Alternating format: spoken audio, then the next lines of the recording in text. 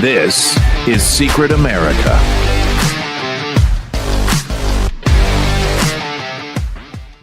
Welcome, everybody. I'm Jack Danger along with Jay Gatling, and we have a lot to get into today. We've got an assassination attempt on Scott Bessent, the man who actually committed the assassination attempt, was sentenced today. We'll talk about that. We've got a school community actually paying students to attend classes. A public school community paying students to attend classes. So we're going to talk about that also. There's a police officer who used the flock safety cameras to stalk his ex-wife 717 times. We'll talk about that.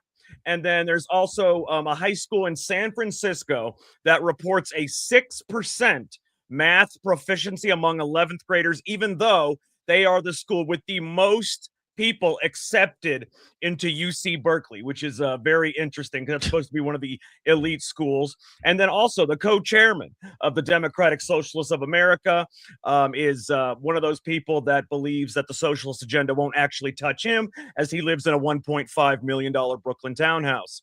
So we will talk about all of those things. But the first thing that I want to talk about is the assassination attempt. So apparently what happened was Ryan English, he's a transgender woman. All right. He's a male pretending to be a woman. He was sentenced to 73 months, which is, a little over 6 years. And he was in what he did was he brought Molotov cocktails and a knife to the U.S. Capitol. He planned to kill Treasury Secretary Scott Bessent by throwing the Molotov cocktails at his feet during a Senate confirmation. He wanted to see him burn alive, which is the most painful death you can possibly have. So he must have really hated this man for whatever reason. I don't know. But so he actually turned himself in, believe it or not. He turned himself in. That's how he was caught. So it wasn't like some miraculous FBI operation. The man turned himself in. Had he not had a moment of clarity, who knows where Scott Bessent would be today? Well, Jackie hated him because Scott Bessent is a Republican. He's not, and by the way, Scott Bessent is gay. He's actually the first gay, I believe, openly gay cabinet member ever confirmed. He's gay? I did not know that. I was unaware of him being gay. Now I don't like him. Well, you if he was a Democrat, you of course would have heard that he was gay, because it would have been a monumental thing that he was, confirmed. It would have been the only reason they hired him. Well, right. But in this case, he's hired, not only he's gay, but he also happens to be, he wasn't hired for any of that reason. He was hired because he's actually very good at what he does. But I did not know he was gay. He looks gay now that I think about it, but I didn't know he was gay. Openly gay. And he does have a gay smile, I'll tell you that. The media never talks about it, right? And we really barely heard anything about this assassination attempt because, well, what do we care? It's President Trump. It's one of his people. It's a Republican. Yeah. If this was the other way around, this would be a front page story over and over and over and over again. Absolutely. But I mean, this can't just be the standard, you're a Republican and I hate you, because this person wanted this person to burn alive. That is the worst possible death you can have. It means you have to be unbelievably angry on the inside, maybe angry at yourself, but at the same time, just him being a Republican or just him being gay is not enough. There's got to be something else, something deeper with this person, other than just because, he could have picked out anybody. He could have picked out Trump. He picked out this specific person for a reason. I'd like to know why.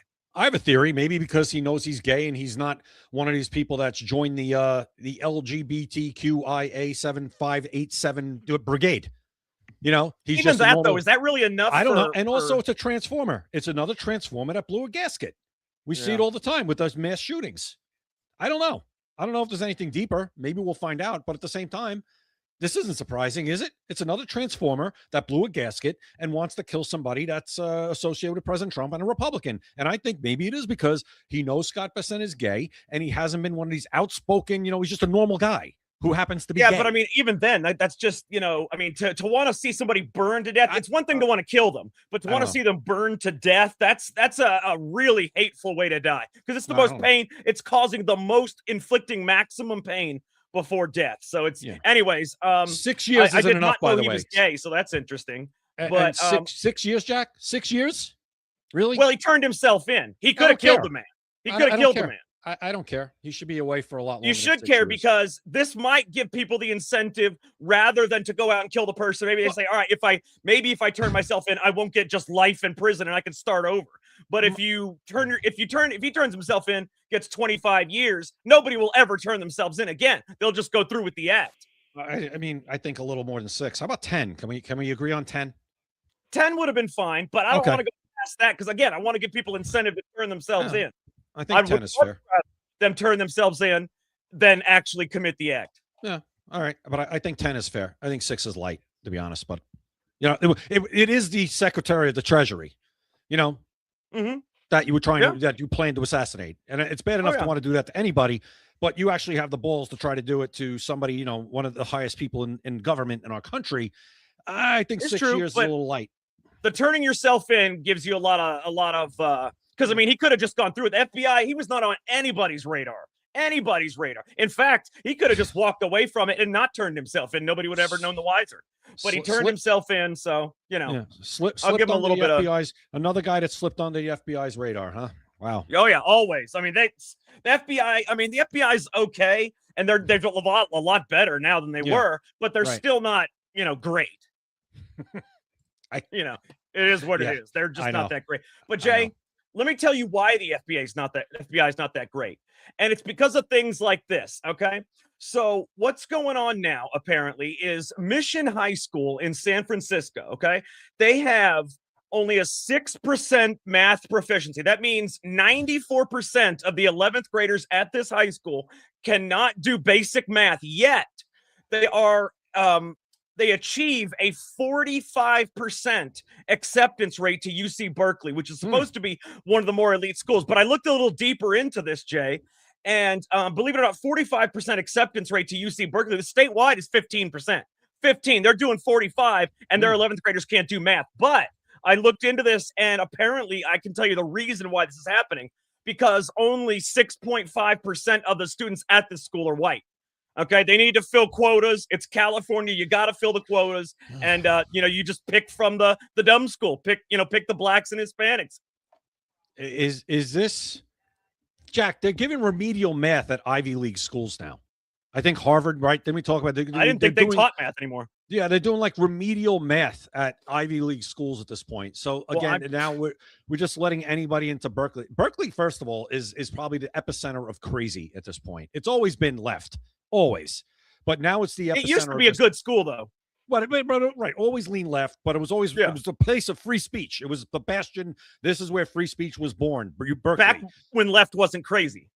Yeah, right. When it was left, but it wasn't what we're dealing with now, which is violent and just. We need a different direction, Jay. What we got now is not left. Okay, it's not right. It's not left. We need like a down. Is it down? Let's call it down. That's a great question, because I don't know what direction to go. It's not, we can't use right. We can't use left. Down. It's definitely not up. Down. No, I guess I would say down, maybe reverse. Reverse. Yeah. They're definitely not left or right. I mean, they're gone crazy. You're right. So this is just again another example of just dumbing down everything in our country. I don't know if you saw it. And maybe I'll send it to you. I should have sent it to you earlier. It was Jesse Waters' clip from last night where he had that guy Johnny on Jesse Waters. He goes out and interviews people on the street. He went to a beach, the Jersey Shore. Oh yeah, I did see that. Did you see that? I have that. Oh, we got to play that. It is. It's funny, but it's not funny at the same time. Absolutely. It's crazy. The people don't know basic things. Most of them didn't know what the First Amendment was. None of them. I don't think any of them knew who the vice president was. That one. JD, they did one of them. It was the one guy who like seemed to know the most. One of the guys. There was someone that knew something. Yeah, he knew some things. We have to play that. But most of them didn't know anything. Maybe I don't know what you have planned, but if you want to play it now, it's kind of a good segue because we're talking about education. Yeah, I'm trying to find it real quick because I have it. It's just when you do X online.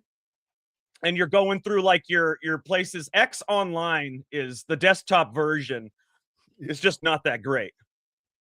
Yeah, I'm looking. It's weird. Now. I mean, it takes forever to load shit, because on the app, most people use the app, but when you're on a desktop computer, you use the desktop thing. And that's what I'm doing here. And the funny thing is I actually have the video, but at the moment it is difficult because the desktop version of this app is terrible. It's terrible. It's almost like other apps that just they completely ignore desktop these days, which, I mean, I know most people don't use desktop, but still, it's not the rotary phone, for God's sakes. Right. It hasn't gone the way of the dodo yet. Yeah, not yet. I mean, they I sure use treat mine it that way. I use mine all the time, to be honest. I'm on my laptop all the time where I do a lot of stuff. Okay, here we go. Go Yeah. ahead. Yeah, it is. I mean, I like to use it, honestly. Me too. It's faster in every other respect other than X. Yeah. All right. Yeah, let's pull this up because this is really, I mean, you guys are going to be, I mean, you're not going to be shocked, but you're going to be surprised at the least. I mean, the average person doesn't know anything. Yeah, this is crazy. None of these kids would pass a citizenship test. No, absolutely not. They're terrible. They're terrible human beings, Jay. All right, let's take a listen. Who is Donald Trump's vice president? Am I supposed to know this? Couldn't tell you. Don't pay attention. I couldn't tell you. JD Vance. Vice president. I don't know. J.K. Rowling. Name the 3 branches of government.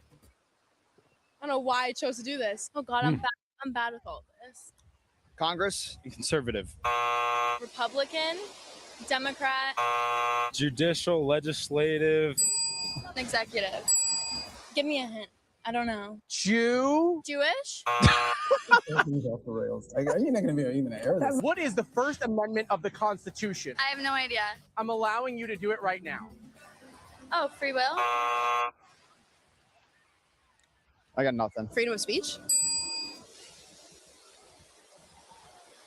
I need help. All right. The problem, Jay, here is that this is the funny thing is people look at this and they see this as, you know, like that must be a one-off or something. But this kind of thing is the kind of people that the schools are churning out these days. This is the average young person.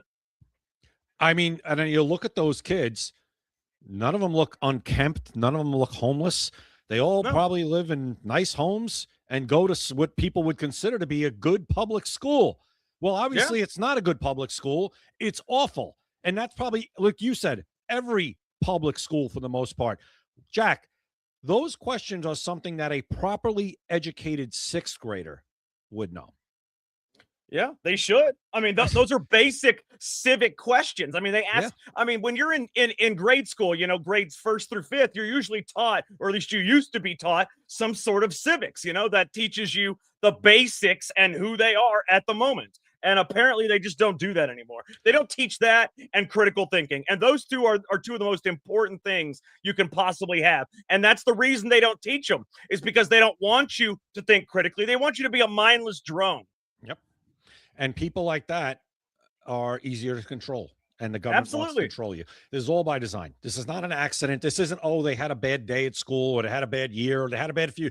This is all by design. It's been going on since probably 1979, when the Board of when you had the National Board of Education, whatever they call it, Education Department. You know, the Department of Education. Department of Education, which I don't know what a Board of Education, but that's the thing that President Trump is unilaterally trying to dismantle with Linda McMahon. And I don't know how well they're doing. I think they've done some things, but it needs to be done by Congress, but they'll never touch it. You know how much money flows in from that? You know how many donors try? Oh, my God, the teachers unions, forget it. So I mean, I know this though. Jack, if you're a teachers union, if you're Randy Weingarten, right? Randy Weingarten, we see her all the time screaming and yelling and going crazy.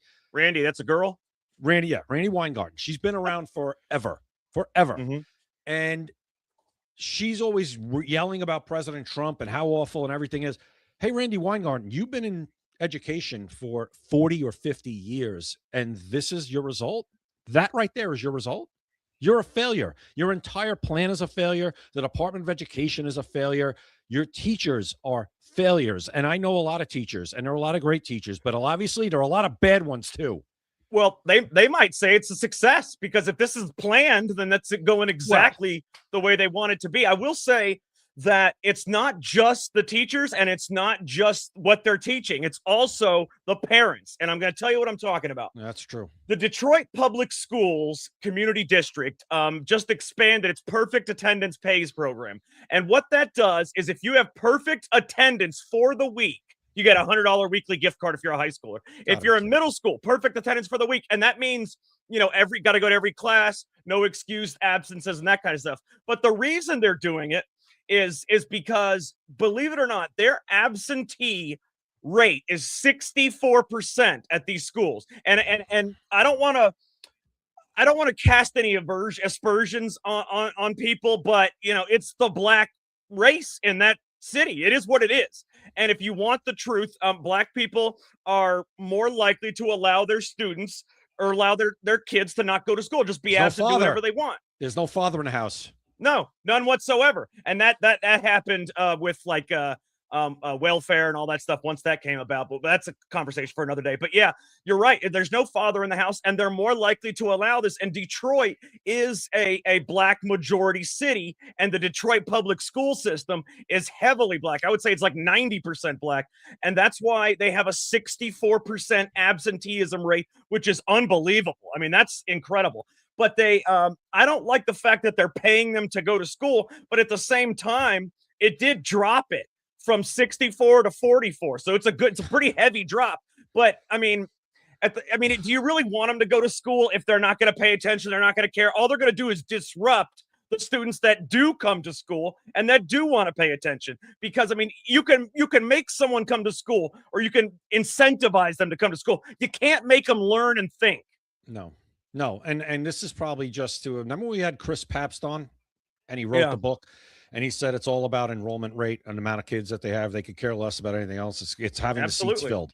And this is probably trying to keep the seats filled is what this is. So they figure it allocates millions, Jay. They have millions allocated toward this program. Yeah, because it's probably still better off for them if the millions are probably cost beneficial to them. Oh, I'm sure.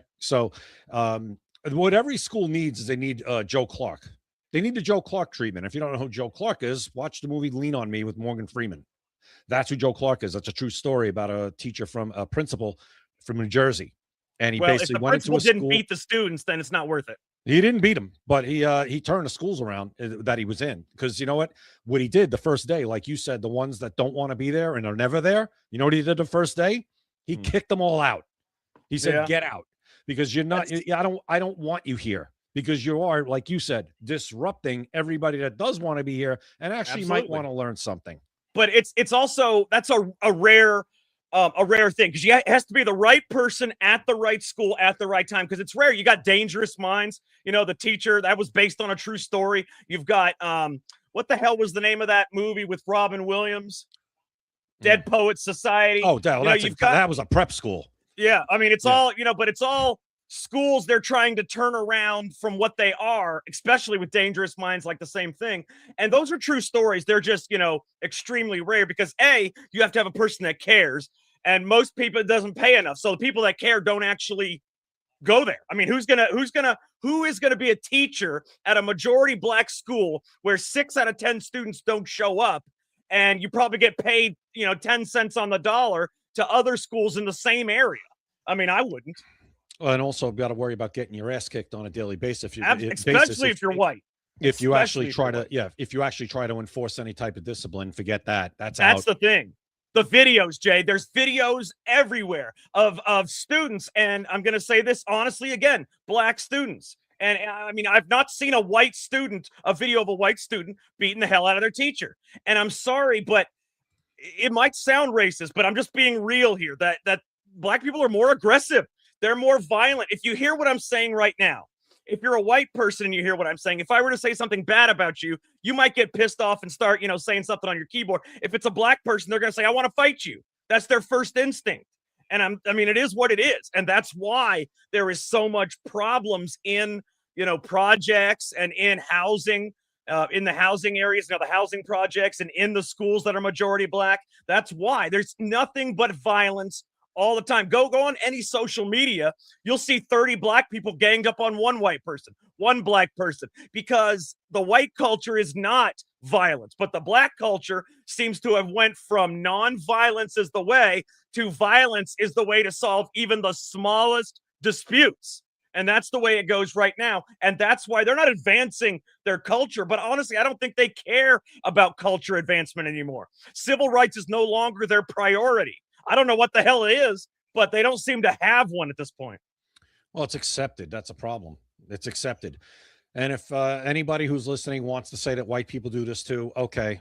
But very rarely, it's not as common at all. But if you want to look, Jack, if they want an instance of that, because we want to be fair, yesterday at the Cubs game, there was a big brawl out in the bleachers, and it was a lot of white people. So go ahead, you can have at it. Yes, see, white people do it too sometimes.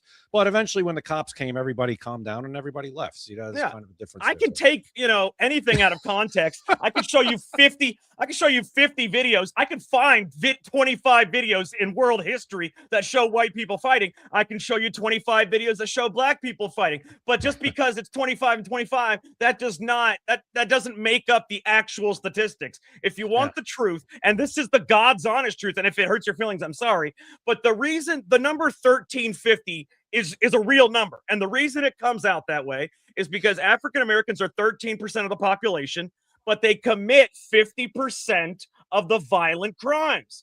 50% of the violent crimes versus 13% of the population. And if you do black males, it's only 8% or 7% of the population that commit 50% of the crimes. It's per capita. That's always the key. When you hear people, more white people are on food stamps than, well, it's because there are more white people in the population. Now do per capita. And there you go. Per capita, it's not even close. And the 1350 is not per capita, because that's 13% of the entire population, and they commit 50%. We're 60 some odd percent, and we commit like 15% of the. Yeah, I mean, come on. The numbers are the numbers, and it is what it is. It is. Math is not racist.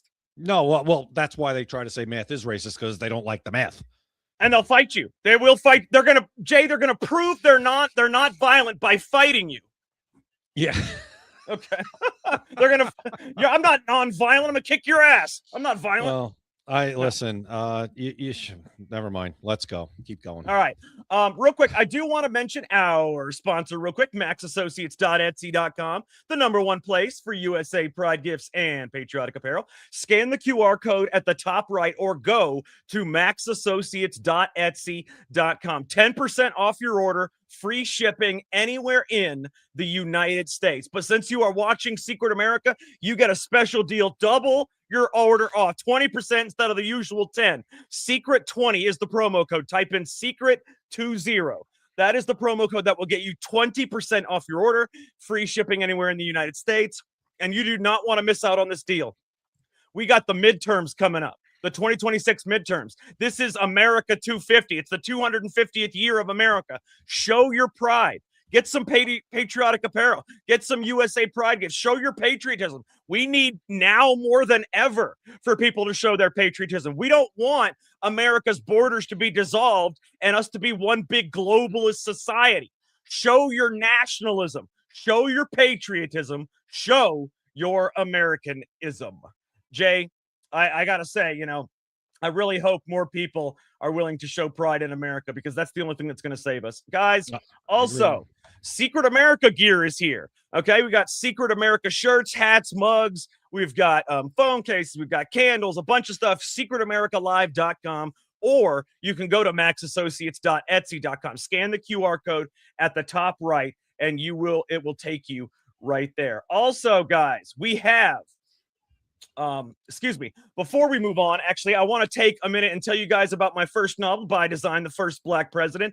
If you like Secret America, this book was basically written for you. The entire concept behind the By Design series is one question: what if history wasn't made but engineered? The First Black President takes real people, real events, real timelines, and things that actually happened in modern American history and weaves them into a fictional political conspiracy thriller. And that's what makes it fun. You're reading it and constantly asking yourself, what if that part actually happened? And these are conspiracies that people know about. Everybody knows about, the spouse, the kids, the birth certificate, all of that. That is all in this book. It follows a secretive group working behind the scenes to manufacture the rise of America's first black president, not simply because they want their candidate in the White House, but because a presidency is part of something much bigger. There's intelligence operations, political manipulation, hidden agendas, backroom deals, betrayals, and the deeper you get into the story, the more everything starts to connect.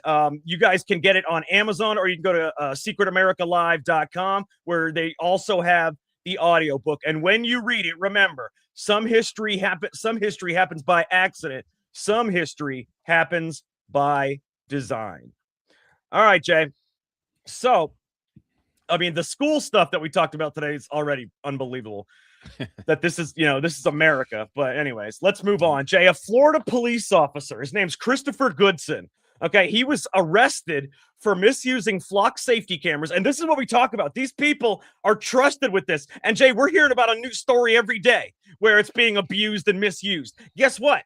He did this. He misused these cameras to track his estranged wife's vehicle 717 times. 717 times. He entered false justifications such as criminal offenses and narcotics, and he faces charges of official misconduct and unauthorized computer access. Well, he'll be a former police officer, most likely. 717. How do you get away with 717 misuses of the flock surveillance system? Yeah, how did you get caught if you get 717? That's a good question. Was he typing in like over what period of time was this? It doesn't say. It doesn't because that's a lot of inquiries in any amount of time, to be honest. 717. Absolutely. And a one a flag day should for go 2 off. years. Well, wouldn't the flag go off? I'm sure he either had to put in her name or he had to put in her plate number or he something. did have to put in her plate number, yeah. So that should raise a flag. So that's another problem with the flock system, that if somebody's doing that over and over and over again, a flag should go off and then it should be like, why are you doing that? What's the reason? Maybe there is a reason, but maybe there's not. Maybe it's for a bad reason. I don't know. And Jay, every time he did it, he put in, because you do have to, believe it or not, every time you do that, you have to put in a justification. You do have to put in a reason. And he would put criminal offenses, narcotics, whatever. So apparently this person was the biggest criminal in American history because 717 is at least one use a day for 2 consecutive years. Now, I don't know how long he did it. That could have been a 1 month period. Maybe he's a stalker and he did it 20 times a day. I don't know. Yeah, I mean, if it was spread out that far, maybe that's how it avoided it. But I'm guessing it wasn't spread out that far. Maybe I don't know. I'm guessing this was probably over a concentrated period of time, maybe a few months at most. And that's a lot of hits on one name coming from the same user. Let's put it that way. It's also the same user. Absolutely. So how this didn't set off a flag, I don't know. But this is obviously maybe another issue with the flock system that they've got to try to iron out. I don't know. They just like you said, need to start over with that. Well, start over or just get rid of them. Get rid of it. I don't know. Put these plate readers and all this crap should only be on the police car, on the cars. Automatic plate readers on cars are fine with me. That's it. They've been around forever and they've worked fine. And cops have gotten along without flock surveillance cameras before. Absolutely. And like I said, there's cameras everywhere. So people want to come up with the excuse. What are you worried about flock for? There's cameras everywhere anyway. Your phone, everybody knows everything about you. I understand that. And that's true. You're right.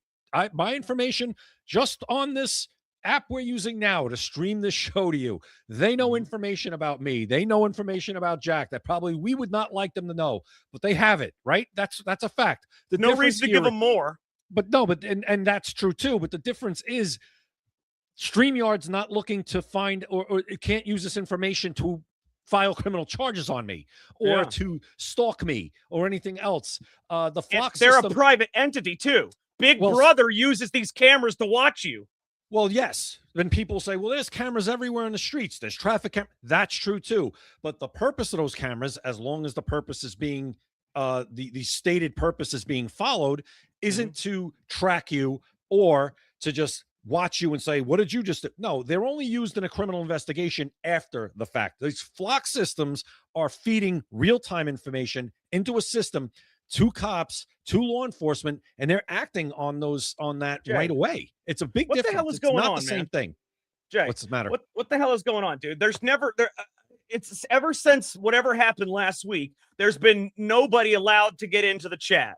Yeah, I know. I mean, Matt has been the only person. We had Subway put one thing, but Matt, I don't know how the hell Matt's getting into the chat, but nobody else can, because I know for a fact there's like 10 or 15 people that are doing this and that, and they're not getting into the chat. Yeah, there's people. I'm on the X chat now, and there's a bunch of different people in the X chat on the platform. Yeah, they're not getting into StreamYard. I don't know. It doesn't make any sense. I don't know. Is there some kind of setting that maybe we hit that We don't I know. don't see how, because Did Matt's something- in there. He's an X. He's on X. He's the only one. But you know what the funny thing is? I don't see him on the X chat on the platform. Where is he then? I don't know. He's on X. Maybe, he might be on your one, the one that you and maybe that's what's going. No, maybe not. I don't know. No, I'm just I don't know. reposting. I'm just reposting the Secret America stream. Yeah. I don't know, man. It's weird. I don't see anything that you could hit that's going to cause a problem. I mean, I don't see anything. I mean, there's not really any. There's not really that type of things, to the chat stuff. I mean, it's strange. I'm looking right now. I'm on the type right in on the Rumble chat right now. The Rumble chat comes through, I believe. Try something. Send me a message. I'm on the LFA TV chat. No, that's not going to come through. That never comes through. No, that won't come through here, but I'm on that try one right now. Go to the regular our Rumble page. No, go to our X page. Forget the Rumble. Most people I'm on go our X through on page. Yeah, I'm on our X page, and I typed in there, and the people in there can see me, but Matt doesn't. Matt's not in that. It's weird. He's just showing up on StreamYard somehow. I have no idea. He joined the podcast on X and was just able to type in chat. Are people typing in the comments, or are they typing in chat? They're in chat. They're in chat, not the comments. No, chat. Well, how the hell's he got the golden ticket? I don't know. And Subway apparently has the golden ticket at Rumble. At Rumble. I don't know what the hell that. It's weird shit, man. StreamYard is really good at some things, but they really suck at other things. Yeah, Subway is on our Subway. You're on our page on Secret America. Yeah, right. Yeah, that's why you're all alone in there, because that's a smaller channel. If you go to LFA TV, there's plenty of people in the LFA TV chat on or Rumble the X page. X is our main area when it's not on Flick. Let me in. I don't know what that means. I don't know what that is. X is our main page, other than the two channels that we're on, which is Talk Red and the Live from America TV network. Flock let him in, is what he said, Jack. Flock let him in. Oh, he said Flick. I'm like, what the hell is Flick? All right. No, I don't know. We'll have to look at it afterwards. We're gonna have to, Jay, tomorrow before the show, we need to do some kind of test run. I'm gonna do a test live and have you. I'm gonna mess with the settings. I'm gonna do a test live and just have you type in something. Okay. We got to figure this out. Maybe we could do it right after the show if you want, while we're here. Yeah, we got to figure it out, because something's going on here. I don't know what the hell's going on here. But yeah, because before we always would have all the same people in there, which we love to see them talk in there, and then now that none of them could show up, you can't get in. I don't know what the hell it is. I don't know. I mean, nobody. Did you block them all, Jay? Is that what happened? No, I promise I didn't block anybody. I swear to God, did not. All right. Nobody's blocked. All right. Nobody's no, blocked. I believe you. So, Jay, what do you do when actually, you know what? We'll talk about that in a second. First, I want to talk about the Atlanta Dream. I want to talk about the WNBA for a second, okay? I need to talk about that. My favorite check this these out. days. The Atlanta Dream, their average attendance is 6,920 people, which is honestly higher than I thought it would be. But when Caitlin Clark and Sophie Cunningham come to town, it's 17,000, almost 3 times the amount. Guess what? They even have to abandon their tiny arena and play the games at the State Farm Arena because they can't fit everybody in their shitty little tiny arena. Right. So, but yet, even though they're drawing all this, do you know why the WNBA does not protect Caitlin Clark and Sophie Cunningham? And it's not just because they're white. Do you know why? Does anybody know why they don't protect them, despite all the attendance numbers, despite all the spotlight being drawn to the WNBA? It's because the WNBA doesn't make money.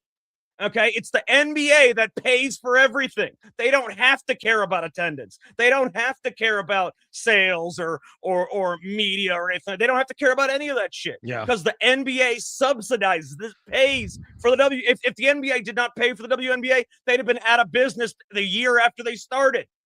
But they're not, because the NBA pays for them.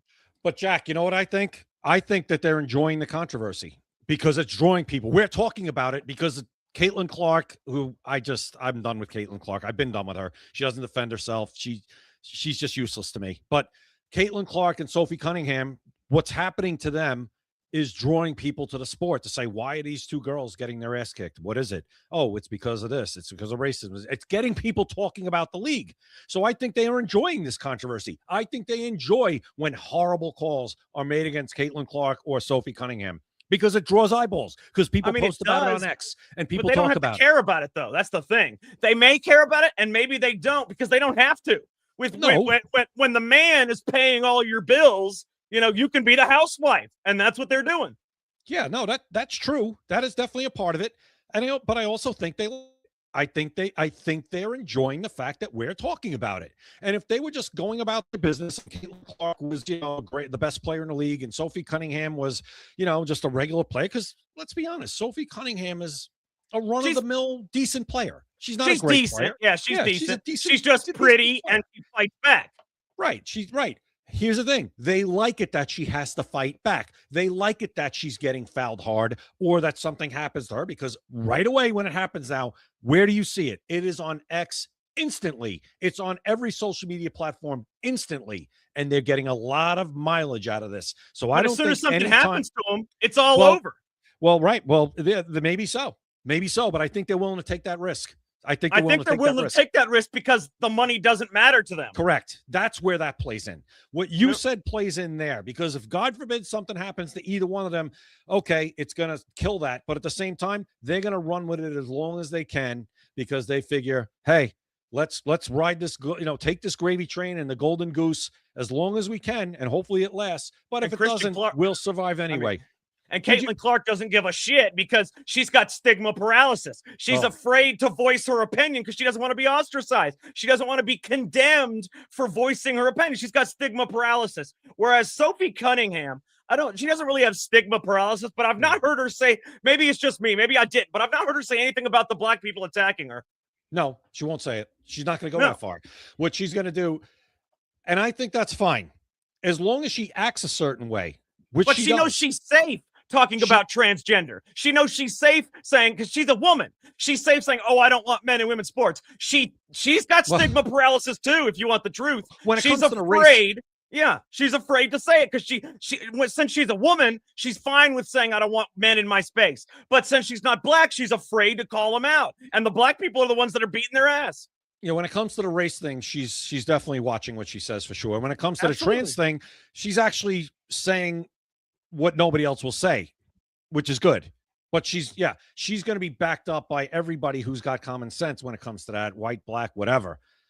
And I think that's why she's doing that. And we've talked about it. If she sticks with that lane and stays in it, the sky's the limit for this girl. It really is. And the way she was, I don't know, did you see her the other night after the game? I think it was her birthday. She just turned 30. And she went to a bar in Indiana, and she's standing on a table around the bar singing God Bless the USA. Or made something, maybe Toby Keith song, whatever song she's singing, and chanting USA. Yeah. I mean, Jack. I mean, that Jay, and she's got a hand on her heart during the national anthem. I saw that. Yeah, I saw Atlanta that. Dream, Jack. The Atlanta Dream don't even come onto the court for the national anthem. Yeah, but I mean that's all good and well. But I mean, and it's nice that you're willing to do that, but you're only willing to do the safe shit. Is still the same thing. Well, it's still the same thing. I don't know that it's safe necessarily. It's very safe. It's the national anthem, and it's transgender, and you're a woman. That's the safe stuff. She's getting a lot of help for the trans thing. Well, of course, but I mean, it's not like the type of condemnation. Racist is still something that I guess ping pongs in her fucking head. I'm sure it does. And then last night, it was at that game where I think a mother and a daughter, there's a shirt, there's a brand out now. It's called XXXY Athletics. You've seen that? Wait. Before you talk about this, Jay, before you mention what you're going to say, yeah. Who the hell pays $1,000 for WNBA tickets? That was a good question. I was asking that too. After I wrote the post, I'm like, who would actually pay $1,000? What the hell is $1,000? I would have thought courtside seats were $100. They should be about 100. Right. Knock a zero off $1,000. $1,000. They paid $1,000 and they still got kicked out. Oh, that was it. It was courtesy of the red, white, and blue. Thank you, Christian. Yes, that's what she was singing on her birthday.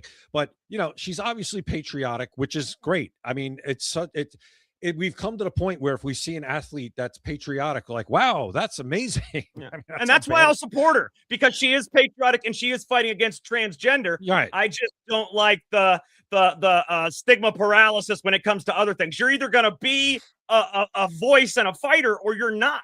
I guess we take what we can get. And that's the sad part. We have to take what we can get. Right. We'll take what we can get in this case with her. And that XXXY thing, that $1,000, that mother and daughter, they're at the game and they get told, cover that up. $1,000. Cover up what? It's a shirt that says XXXY. Yeah. And because it triggers these trans players and these. But meanwhile, the coach of I forget her freaking name. She's wearing a shirt that says transgender power, whatever the hell it said. Trans kids or this. I don't know what she said. Is that what they put up on the big board? Because they put somebody that was wearing a transgender shirt up on the big. Now they did, to their credit, I will say they did make them cover it up afterwards, but they already put it on the big board.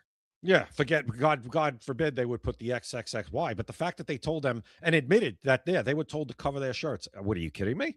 Isn't that a violation?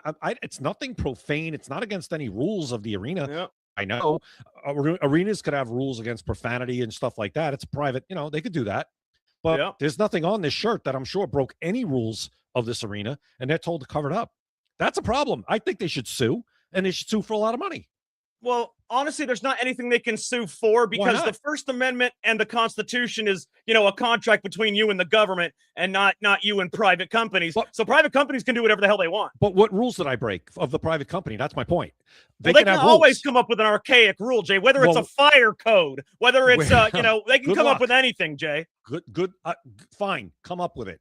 They can. Jay, there are so many rules and regulations in this country and in arenas like that. They can come up with the most archaic fire code from 1873. Your shoelaces were untied, and that's a hazard. They can come up with anything they can. I'm just saying, make them come up with it. And, that's all. I'm just saying. The bigger story is the $1,000, Jay. That's insane. For a WNBA game, they paid $1,000. I question their judgment. I question their judgment. Like I said, somebody would have I did have to pay me to watch it. I agree. And then you have during halftime. I watched this today. Angel Reese is probably the worst basketball player I've ever seen in my life. And she's an insufferable person. Oh my God. And she's an insufferable individual on top of it. Horrible. During halftime of that game, I think she was 3 for 10. She's invented her own stat called a me-bound. Like she leads the league in history in offensive rebounds. You know why? She's getting her own missed layups. It's called a me-bound. And they call her That's a good way to pad your stats, actually. Right. So that's how she's getting all these offensive rebounds because they're me-bounds. They're her own missed shots. And you know what they call her layups now? They're called pray-ups. Pray-ups. Yeah. So she goes to pray up. I like the me-bound. I like that. Pray up to a me-bound. And then during halftime, you would have thought Angel Reese, but with the 4, I think, black women on the halftime show. And I think I'm right. I think this is 4 black women on the halftime, not a white woman, not a man, not nothing. 4 black women. And they're talking about how you would have thought Angel Reese was Kareem Abdul-Jabbar, the way they were talking about her at halftime. Like the gaslighting. I gotta ask, Jay, why are you watching a halftime WNBA show? I'm watching clips. I'm seeing them on TikTok, and people post this stuff. That's why is somebody recording halftime of a WNBA show? Listen, it gets so much. The WNBA. This is what I'm talking about. Was my point before? Yeah. The WNBA is getting so much traction on social media, TikTok, Instagram, with the Angel Reese stuff, with the Sophie Cunningham, with the Caitlin Clark. This is why I'm saying but it's all negative though, and they don't need the money. Matter. I don't get it. No, listen, we know that any publicity is good publicity. It is if you need the money or the fame, which they don't need the money and they don't need the fame because the money doesn't come with it. So I don't understand why they care. Oh, listen, for this league, I think, like you said, we said we'd take anything we can get. This league will take what it can get. And I would say so because nobody gives a shit about them. Nobody. If Caitlin Clark and Sophie Cunningham disappear, and honestly, I think they should play over. You know how much more money you could make as a female basketball player playing overseas? In Europe? Oh yeah, they make double or triple. Dude, overseas women make $100,000-$200,000 a year. Here the average salary is about 30 grand. Listen. I think Caitlin Clark's making a lot of money here. She's making a lot. Hers are. I mean, she's probably might end up being the greatest female player ever. But even with that, like you said, I am not watching. The rest of the players they're not. They're not good. And I'm not. Listen, maybe they're good for girls. The game is slow. They can't hit layups. Nobody's dunking. You can't. The ball's smaller, and they still can't hit shots. They can't hit shots, even where I said the ball's small. And Angel Reese, Jack, forget about the pray-ups and the me-bounds. They literally leave her wide open to shoot threes. She's Shaq. No. You ever seen Shaq shoot a free throw on his fingertips? I think she would be doing herself a service if she actually had Shaq coach her on how to shoot. That's funny. How bad she is. Coach her and Anthony Mason. I don't know if you know who that was. He was a player for the Milwaukee Bucks. What did you just say to me? Anthony Mason. Yeah, that was Jack. Yeah. Anthony Mason was a New York Knick. Well, I remember him from the Bucks, and he was one of the ugliest free throw shooters I have ever seen. Yes, he was. Anthony Mason was part of the early '90s Knicks teams that always went at it with the Bulls. I know Anthony Mason was a hell of a tough player, man. He was a really strong player, but his free throws were even terrible. uglier than Shaq's. He would hold it up here, and then he would stop halfway through the free throw and then throw it with his wrists. I'm like, what the hell is this dude? Has he ever played basketball before? Yeah, no, he was a terrible free throw shooter, but a good defensive player, a good solid, rebounder, Oh man, banger. he was a Dennis Rodman. He was a tough player. Yeah, very tough player. Totally built perfectly for that era of basketball. Anthony Mason. He reminds me of Charles Oakley. He was a Charles Oakley. Well, they were both on the same team. Really? Yeah. Yes. I remember. See the thing that shows our different eras. I remember Mason from the Bucks and Oakley from the Raptors. Yeah, that was the end. Yeah, he was still pretty damn good. He was a strong guy. Oakley was a beast, and Oakley actually got himself in trouble. He got himself kicked out of Madison Square Garden, I think, a few years ago because he was. Yeah, I saw that because of the owner. Him and James Dolan. him. It's funny because a lot of people didn't know that James Dolan owned the Knicks, but he also owned Madison Square Garden. Yeah, he didn't just own the Knicks. So he got in trouble. I remember that. Yeah. But even now, he's still a tough guy. So. Oh yeah, I wouldn't mess with Charles Oakley. All right, Jay. So I've got a post that Christian sent me.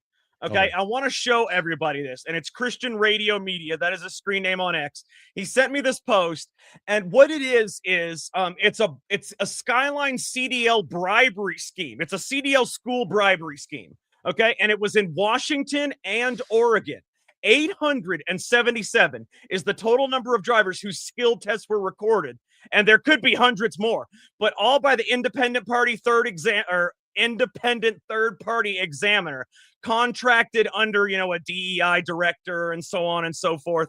But basically what would happen is they recovered there were the investigators, the DOJ fraud division investigators actually recovered photos of gold envelopes mailed via UPS. Inside were stacks of $520 to $530 in cash, each paper clipped to a sticky note with a student's date of birth, and the birth dates match Skyline students who received passing scores. Okay, we're talking Afghanistan, Mexico, Ukraine, and the Marshall Islands, as well as many others.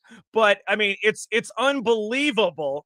And but the funny thing is, not one Muslim, Somali, or Indian nationality on any found at least 110 license revoked, and 102 of them from Skyline. I mean, it's amazing that they were all Iranian or Afghanistan, stuff like that. There was no Muslim or Somali people, which is weird, especially considering it was Washington, and what was the other state? Washington and another state, I forget, Oregon, and those places have heavy concentrations of Muslims due to those being heavily left states. They kind of allow that thing in, but it's a huge bribery scheme. Apparently, they knew who to send the money to. It was a gold envelope, right? A gold envelope that they put a certain amount of cash in. They sent the money to whoever it was. They knew who to send it to. They gave them the birth date of the student, and then the student got a passing score on their CDL. Probably close to at least 1,000 students, 877 that we know for sure. Wow. Yeah. Imagine that's probably what's happening all over the country. This is one school. One school. Huh? Go ahead. If that's happening at one school, it's right. It's never just one. We know that. Nobody gets caught the first time. We know that. Do you realize we'd be knowing none of this if President Trump wasn't in office? Yeah. Well, the thing is, I like knowing it, but I would like it more if these people were punished. I want them punished. I agree. The big people, not the small fish, not the license holders. I want the dude who was getting the money. No, I get it. You're right. But in order to do that, we first have to even notice this happening. And this has been happening. This didn't just start.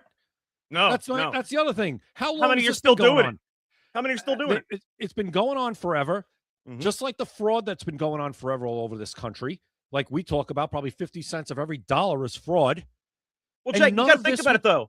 These are illegals, right? Yes. So if they're illegals, I would say every single one of them probably paid to get their license. Probably every single illegal driver, because they don't want to get turned in for being an illegal. So what do? You say, look, don't turn me in. Pass my CDL. I give you this money. I would say probably close to 100% of illegal CDL licensees probably paid for their license under the table rather than, I mean, they can't just pay for it straight up. So I wonder, Jay, because they're illegals, they don't want to get in trouble. You know what I mean? And like Christian said, it was $520 to $530 for each license, which is not a ton of money when you're talking about a CDL license that can make you a lot of money. And they're illegals, Jay. So you can't get a license if you're an illegal, even in some of those programs you can, but you could still be turned in federally. You know, you can. So to not turn me in, I'm going to bribe you to give me my CDL license. So every single illegal that has a CDL, hell, probably every single illegal. I'm not talking about non-citizens. I'm talking about illegals. Every single illegal, because non-citizens can be green card holders, residents, whatever, permanent residents. I'm talking about illegals. Every single illegal that has a license probably bribed whoever it is, not just CDL, I mean any driver's license, because they could get turned in. They can be turned in just as easily. And, you know, I know somebody that's going for a CDL. So this really pisses me off because it's not easy. No, and it's very you got to take like real tough, especially for an 18-wheeler, like the test you have to take, the driving test you have to take, the inspection test you have to take. You got to go through a lot, and it's expensive. It is very expensive. How are they even affording these schools? Well, you know that for illegals, the federal government was subsidizing them. That's just insane. like they gave them cell phones, just like they gave them, cash to come over on debit cards. EBT, Jay, you may not know this, and a lot of people probably don't know this, but EBT, when you get EBT, say you have $10,000 on your EBT card, right? You can get 6,000 of that in cash. It's not just EBT food stamps. There's EBT food stamps and there's EBT cash. So what they're doing as a way to launder money, as a way to get money to illegals, rather than giving them straight up cash, you give them EBT, then they can take out 60% of that in actual cash. It's insanity, bro. Yeah. It's insane. We are a dumb country. Why are we doing this to ourselves? Why?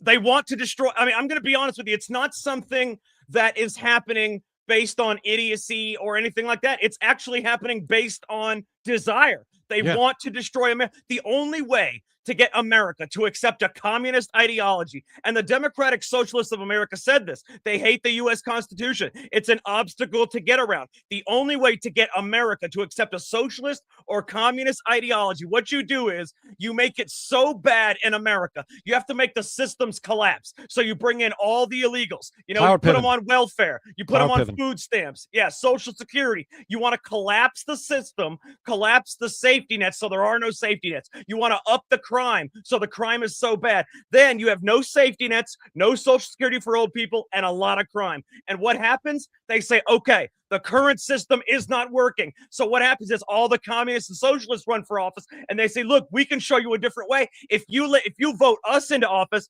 we can unilaterally, we'll change the Constitution. We'll unilaterally make it to where we can make decisions, not have to go through all this Congress, and then we can get this shit done like that because we will make sure it's unilaterally done.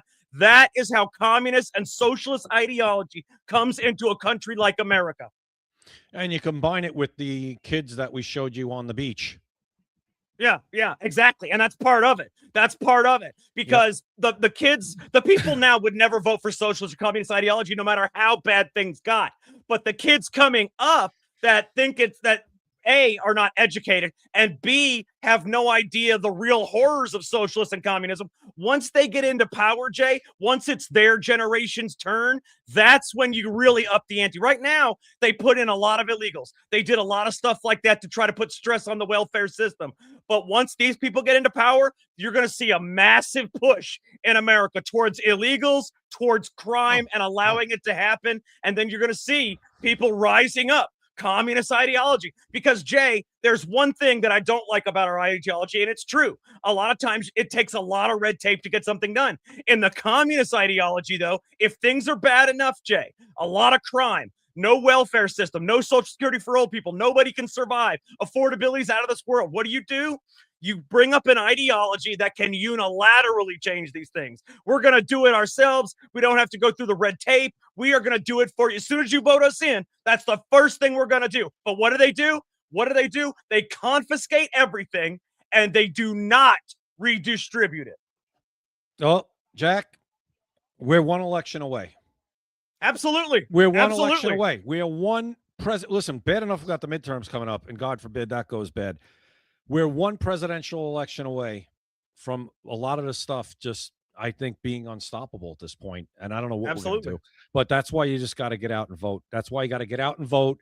And we've talked about it over and over again ad nauseum. You have to get out and vote, and you just have to vote for somebody with the R beside their name. And if they suck, then you complain about it. You try to change it, and then you try to primary them the hell out of office. That's the only way. It's the only way. That's it. And that's and that's why, and they know that's the only way. And that's why, if they can make, they first of all, they know the Republicans won't do anything about it. Okay. So what they can do is if they win presidency or House or whatever it is, and they put enough stress on the American system, knowing the Republicans won't stop them, they can usher in communism and socialism a lot faster than many of us think. Yes. No doubt about it. No doubt about it. Like you said, they packed the Supreme Court, and then everything that goes to the Supreme Court that's unconstitutional, that Supreme Court's like, no, it's good. We're good with it. You won't have to change anything. It's kind of like the same thing they did with all these local Soros DAs. We don't have to change laws. We're just not going to enforce them. Yep, you don't change it. And Soros was the one that figured this out. And much to his credit, it's a brilliant thing. I mean, obviously, it's to the detriment of the United States. Was a brilliant idea. Don't waste your time and energy trying to change the laws, because a lot of them won't change. Just put in people that won't enforce them. That's all you got to do. Correct. Very easy. A lot easier than changing laws, that's for sure. Don't absolutely. Enforce the laws absolutely. On the books. Don't enforce immigration law. What did we do for 4 years under Biden? Didn't enforce any laws on the border. Nope. When they President kept Trump passing the buck. Oh, we can't do it. The president has to do it. President said, "Oh, Congress has to do it." Yeah, no, that was the whole thing. The whole thing when it was, "Oh, the laws are bad. The laws are bad. We need to change the laws." That's why we got this bipartisan bill with James Lankford. It was so bad. It was awful. But then when President Trump came in at his first address to Congress, I think it was like 3 months into his term, and everything was already calmed down. And he said, "You didn't need new laws. You just need a new president."